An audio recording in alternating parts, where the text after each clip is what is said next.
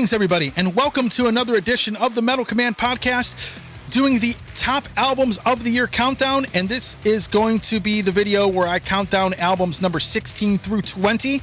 And this is, of course, out of 35 albums that I liked out of the 200 plus albums sent to me this year. So with that being said, I'm not going to pull any punches. I'm going to get straight to it. Number 20, Clovenhoof with Time Assassin.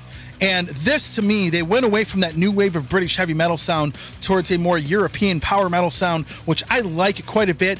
And along with the aggressive vocals of George Call, the album really came out really well. Sadly, there was some stupid drama where George left the band, and I don't blame him for that. Of course, I will be doing another video I'll be posting about that whole ridiculous situation. But nevertheless, this was a very, very good release and a very, very good album.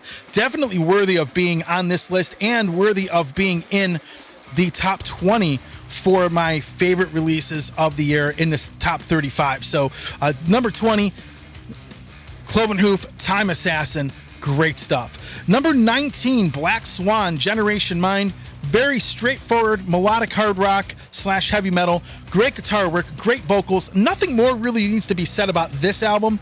I like it better than the debut that came out, I believe, in 2020. So Black Swan, Generation Mind, definitely a great record, and definitely, obviously, one of my favorites of the year. And then, of course, coming in at number 18, Jack Starr's Burning Star with Souls of the Innocent. Now, what I loved about this album, it's a much darker release than the other stuff that he has put out in the past. Got a brand new singer who sounds amazing. Jack, of course, is great on guitar, and he has a great solid band behind him. This album is the epitome of classic American-sounding power metal. You can't go wrong with it. Check it out, and that's Jack Starr's Burning Star at number 18 with Souls of the Innocent. The next one, coming in at number 17, Devil's Train with Ashes and Bones. Now, I love R.D. Leopakis and his voice. I love everything he's done. He's saying, he obviously Mystic Prophecy, one of my favorite power metal bands ever. And he does a great job with them. Constantly, when it comes to power metal, you don't really get much better than Mystic Prophecy.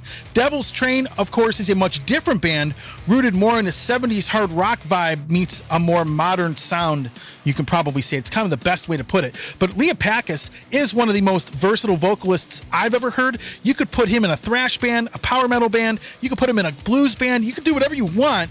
That man can fit in with almost any genre of music, and I'll tell you what, he's got a great band behind him with this Devil's Train band and this album in particular.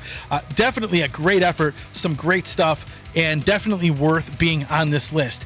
And last but not least for this video, coming in at number 16, Thundermother. Folks, I gotta tell you, these girls are freaking awesome. So first of all, I ended up hearing about these guys from my friend Adi Alvarado from Ballroom Hamburg, who used to do the Halloween fan club way back in the day. So I've known him. Actually, I knew him before the Hamburg Ballroom even opened, and he turned me on to this band. And Adi's a really cool dude, so I'll always take a recommendation from him.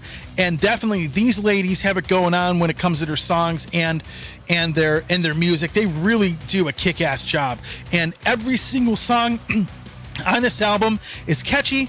You could see a review for this album on the channel, and I really dig their stuff quite a bit. I got to see them live here in Cleveland. I got to meet them, and I got to interview them, and I will be posting that interview. It did air on my radio show, but I'll post it on the channel at some point. But definitely coming in at number 16, Thundermother with the album Black and Gold, definitely worth being on the list and being pretty high up on the list at that. So with that said, folks, we are more than halfway through now.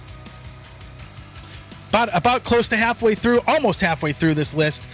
And I will see everybody on the next video, because I'm going to be talking about albums number 11 through album number 15 on this list, and it's got some great stuff on there. Stay tuned for the next video. If you like this video and like what you heard, please like the video, please subscribe to the channel, and leave your comments on what you think about any of the releases I talked about in this video. See you at the next one.